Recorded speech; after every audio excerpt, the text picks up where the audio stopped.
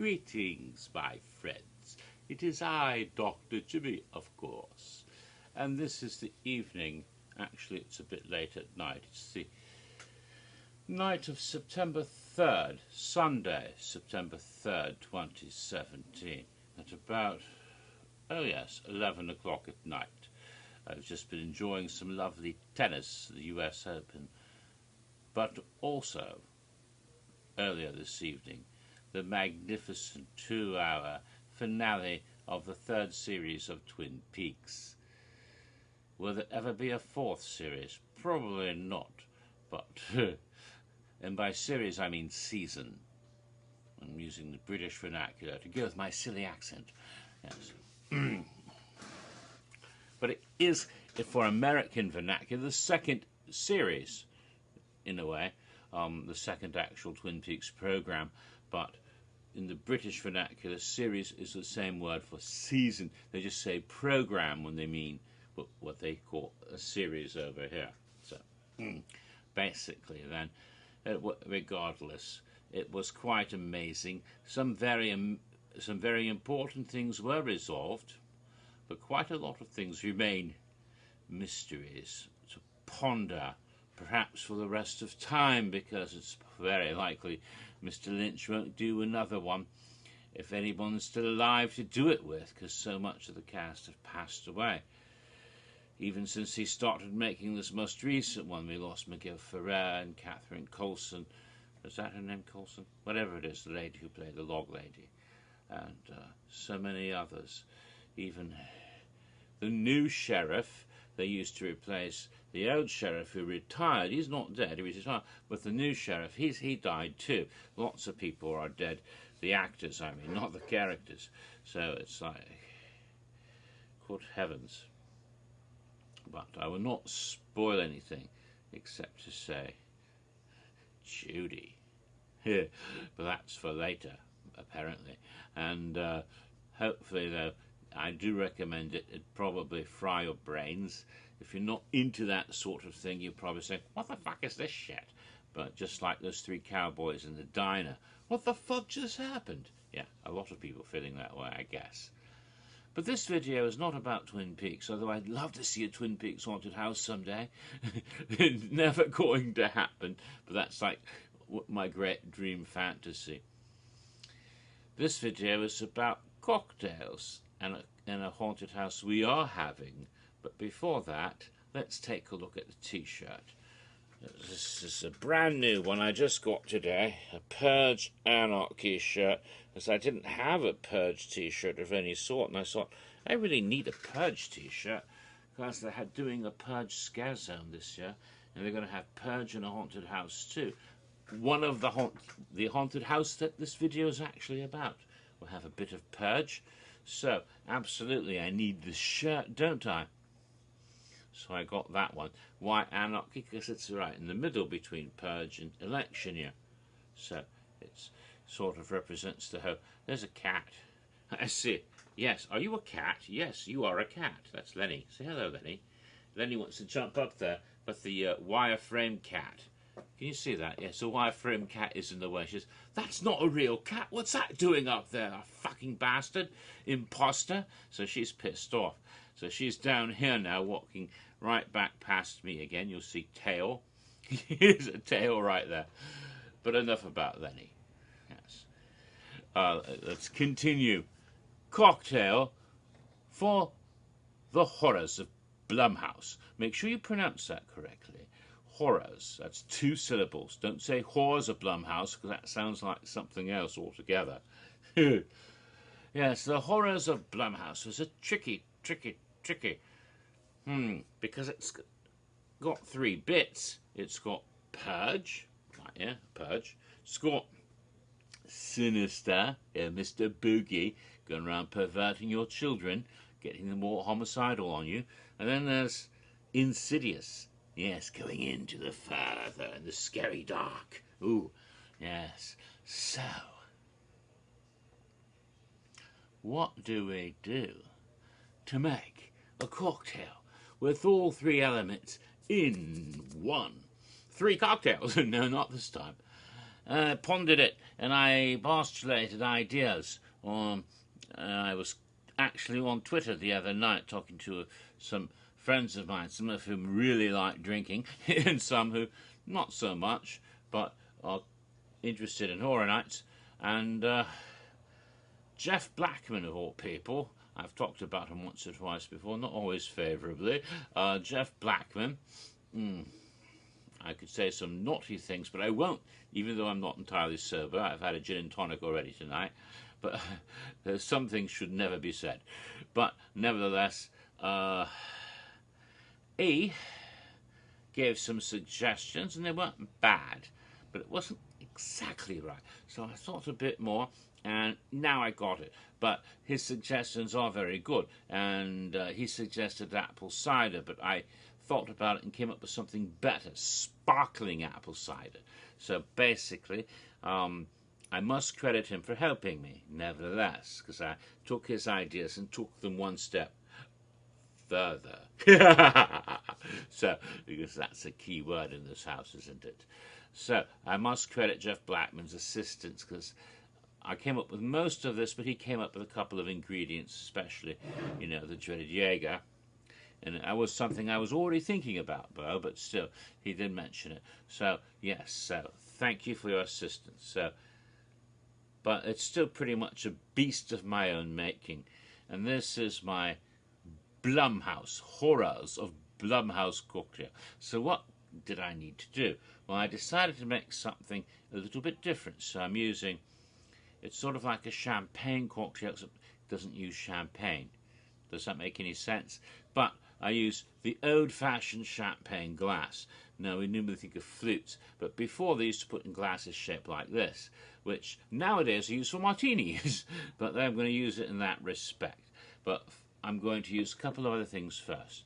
The first ingredient is for Blumhouse and also the Purge. Now, for years, as I mentioned, for years, as I mentioned in a video recently, I was calling it Blumhouse. I think for like a decade, ever since Paranormal Activity came out in 2007, 10 years ago, I was saying Blumhouse. And then I found out, just when they announced the house, when Jason Blum himself got on the video and said, "Hello, I'm Jason Blum," that it's Blumhouse. So maybe I should have put in some Rum House. But no, I decided there is a really good bar called the Rum House. I really like it. It's up by the Edison Hotel in New York City, right there, right smack next to Times Square. I mean, right there by, actually, what is it, Duffy Square, where they got Father Duffy, or whatever his name is, the statue of the priest.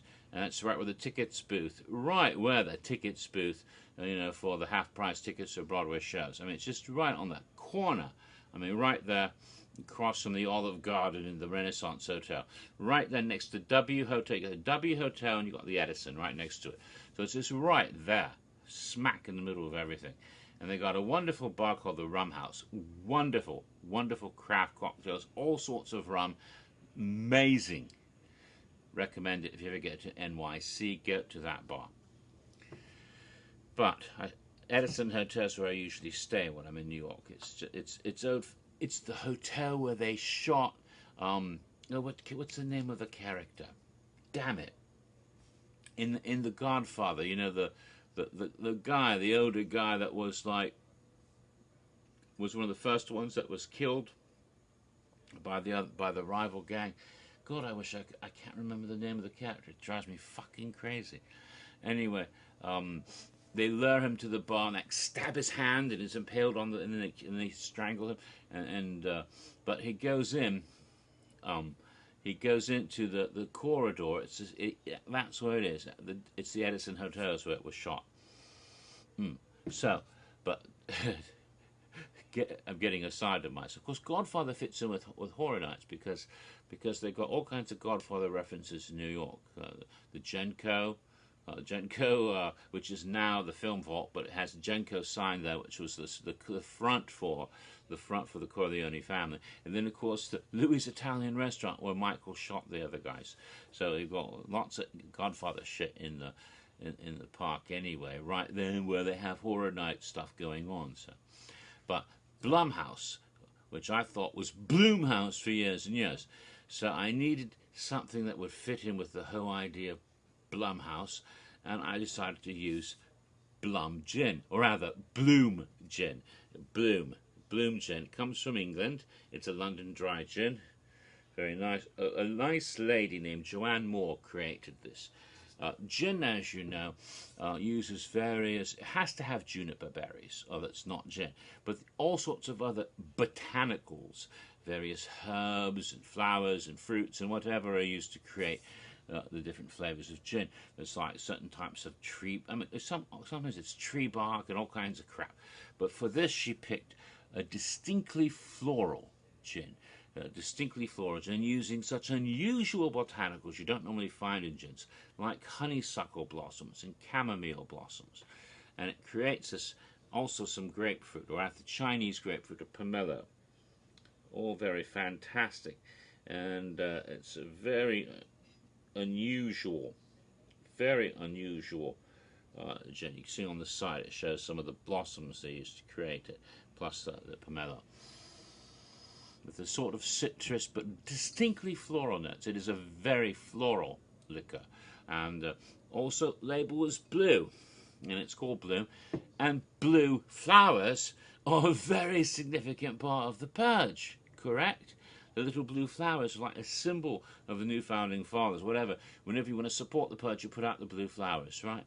So this is floral notes and the color blue, and it's called Bloom, as in Blum, as in Blumhouse. So it's very, very essential to put this to represent the Purge and also the whole house itself. So I'm going to put just a tad, just a little bit, about that much, into the shot glass, and then put that into this. I can't, because I need more room. So I got that in there. Okay, see that? So that's first ingredient. Now,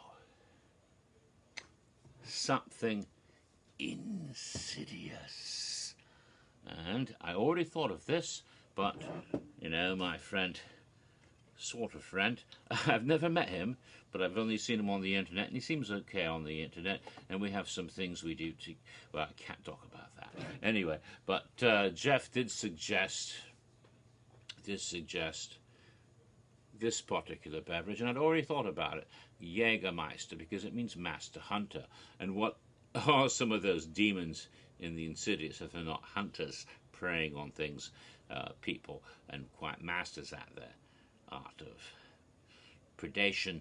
But also it's a dark and sinister, well, that's the other one. It's a dark and insidious liquor which can really mess you up. So I think this would take you into the further Insidious. This is perfect for Insidious.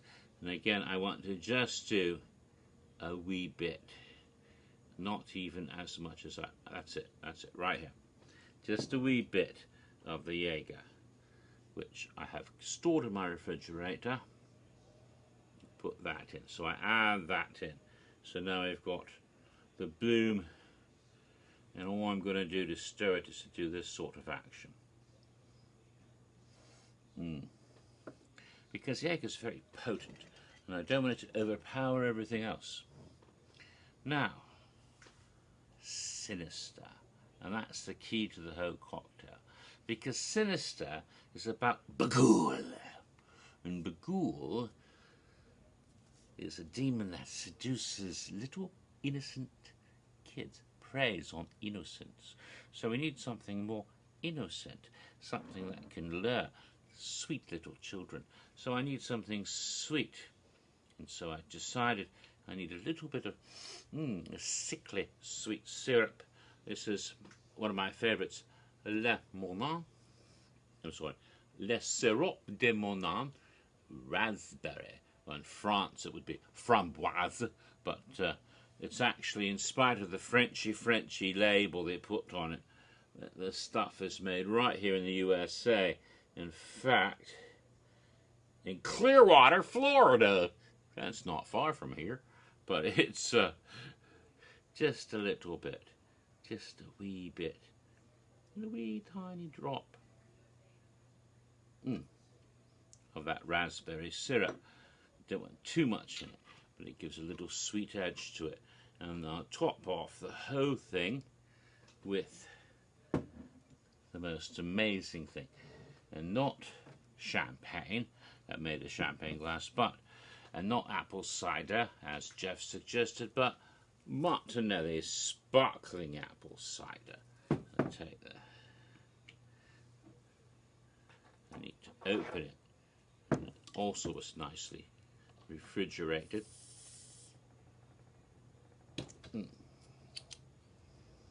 Alright, so let's pour that in. Bubbly, bubbly, bubbly.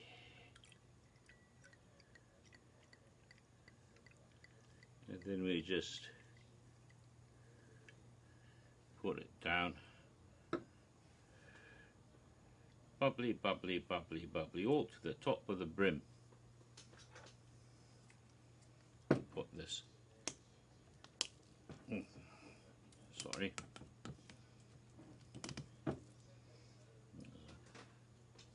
That way I can cap it back again. It's got a little cap that can recap what you took off before. So here it is.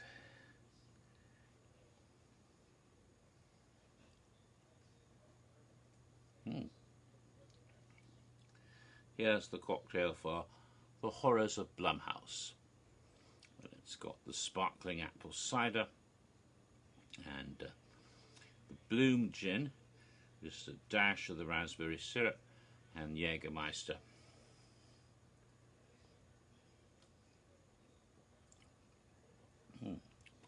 Definitely not bad. Mysterious flavour, much more mysterious than I expected it to be. If you didn't know it was in it, you wouldn't guess there was Jägermeister in here.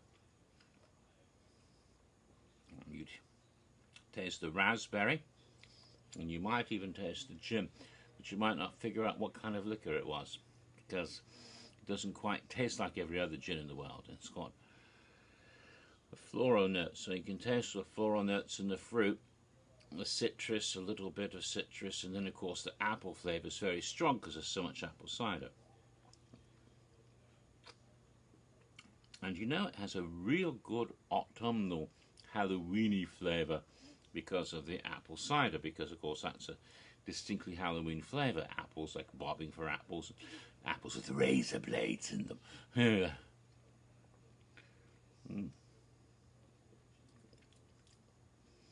That's really good. I like this. This was a good idea. Thank you, Jeff, for your help, but it may not be exactly what you were thinking of, but works out very nicely in this neat little glass.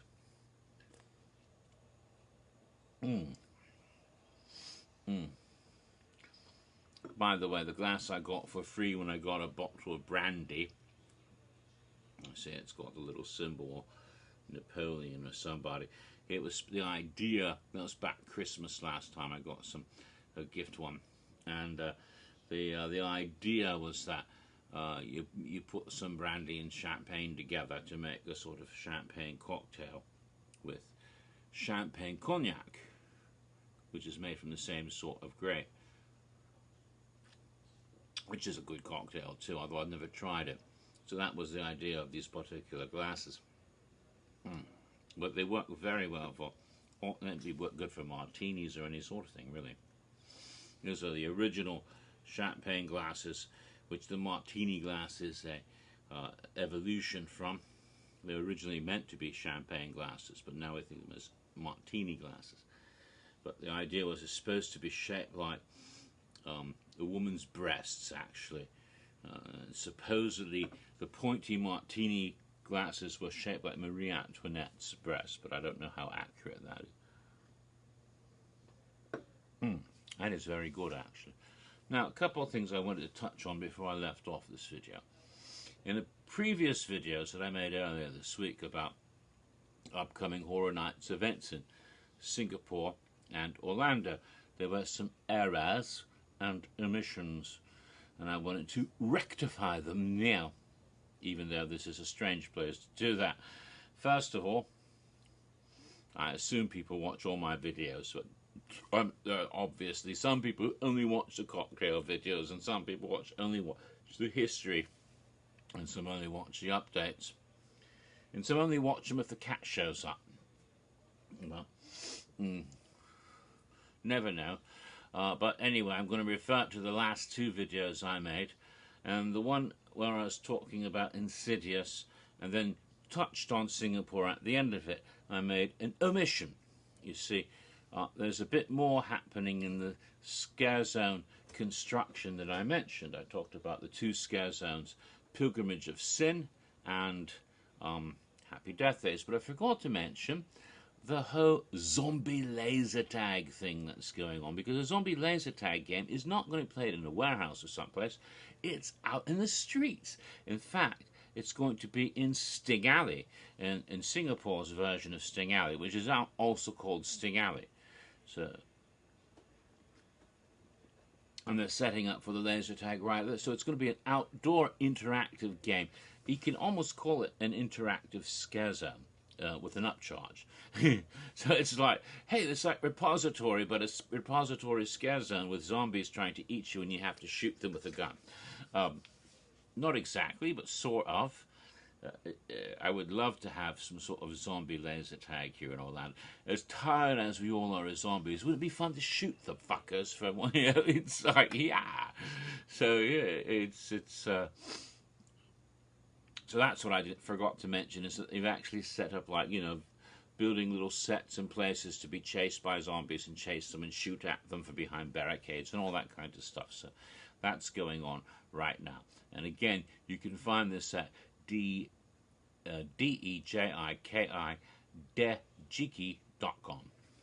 where he will update you on all scare zone progress and go back and take more pictures of all the construction as it continues,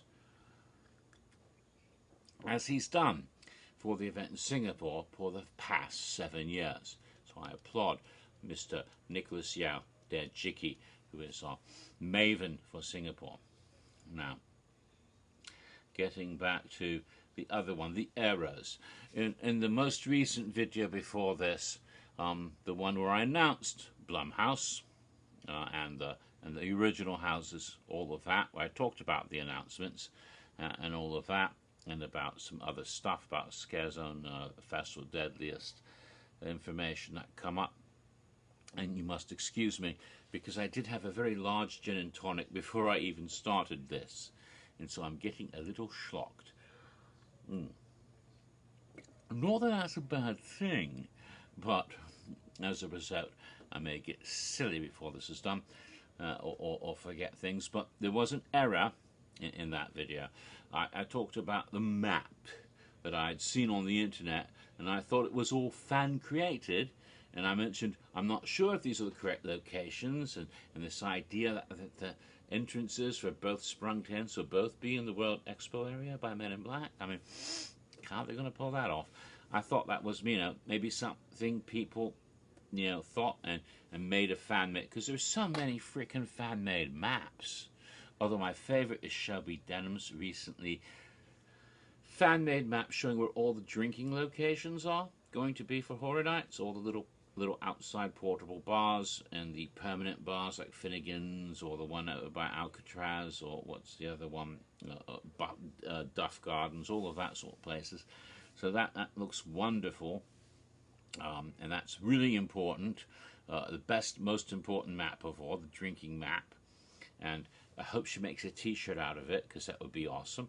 But then you wouldn't have trouble to worry about carrying the thing with you to try to find your way to all the bars. You just check your shirt and say, oh, there's one there. Good. Drink. Yeah.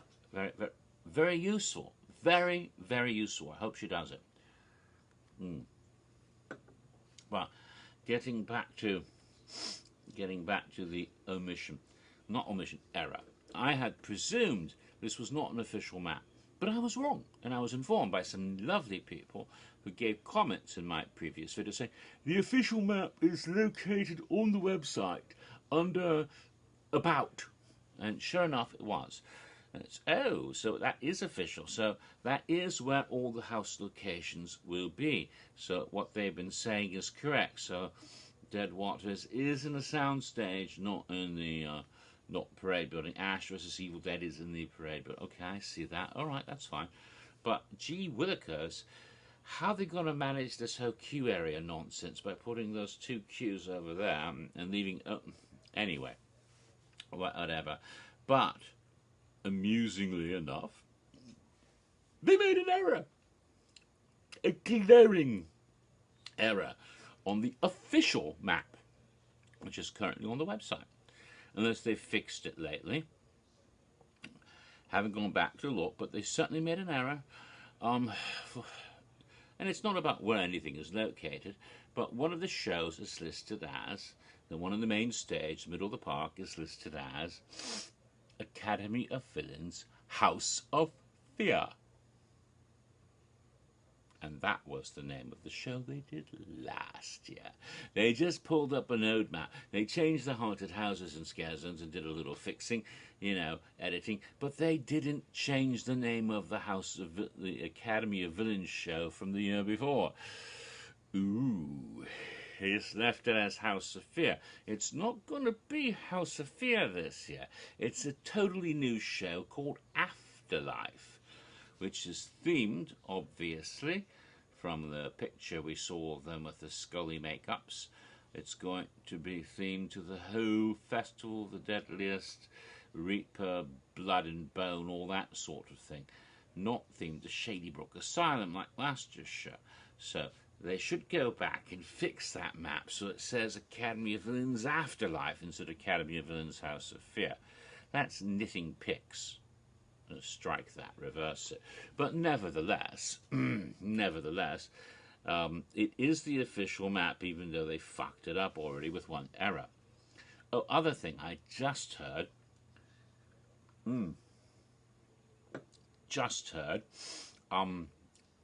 The dedicated shop, which will be opening, as I said previously, on September 15th. Next week, Friday. Ooh. Horror Nights is next week. Horror Nights is next week. I can't stop saying that. It makes me happy. But getting back to that, even though it's opening on the 15th officially, if you happen to have one of those lovely Universal Orlando annual passes, and I do, yes I do, or if you're a team member, one of those lovely people who's dedicated to making our day brighter with all your wonderful talent and creativity and hard work at Universal every damn day, for all those sweaty guests who keep coming through your gates, some of whom are real douches, but you pretend they're not and smile and say hi. At least you don't have to say, have a Disney day, because you're not working for that theme park, you're working for the better one. I'm a bit biased because I worked for the Mouse for years and wasn't treated as well as I probably should have been. But I don't know a single damn person who left Disney to work for Universal who weren't happier there than they were in the first. So I've never met anyone who went the other way and liked Disney better. I've met dozens, hundreds of people who left Disney with Universal. Oh, thank God, this is... I'm just repeating what I've been told. Never worked for Universal myself. But as far as going to the park, I'd be more... I like it better. Even though I worked for Disney for nearly 20 years. Oh, well. Of course, there's some things about the Mouse place I still like, but they keep screwing up the good stuff they used to do. Oh, well. C'est la vie. What they say about... There's another French saying which I can't remember, but it's basically the more things change, the more they stay the same. But getting back to what fuck was I trying to say before I went off on that tangent? You see, that's what happens when the drinking. Let's see. What the hell? I'm almost going to pour another one, but I can't do that. Let's see. What was I trying to remember before I forgot? What was I was going to say something. Well, I mentioned the damn map, okay, and there was something else. I'm not going to stop and rewind and see because that won't work. Oh hell! I guess later when I watch the video, I'll know what I was going to say, and then I'll write it down and I'll say it in a future video because I don't remember what the hell it was now. Damn! I hate when that happens. But as I had said, the map on the website is official now, and that was an error I had made previously. And there was something else after that. Maybe a new development of some sort. I mentioned Academy of Villains. No, there was something else. There was something dark side. No, it was something about the whole something that happened since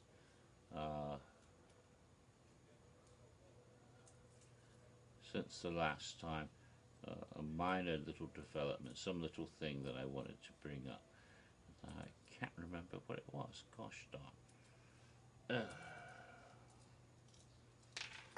I hate that. But we have seen more scare zone work. It all looks nice. They've taken some of it and covered it up. They've taken little Sam figures out of Central Park, I guess, in preparation for Rock the Universe.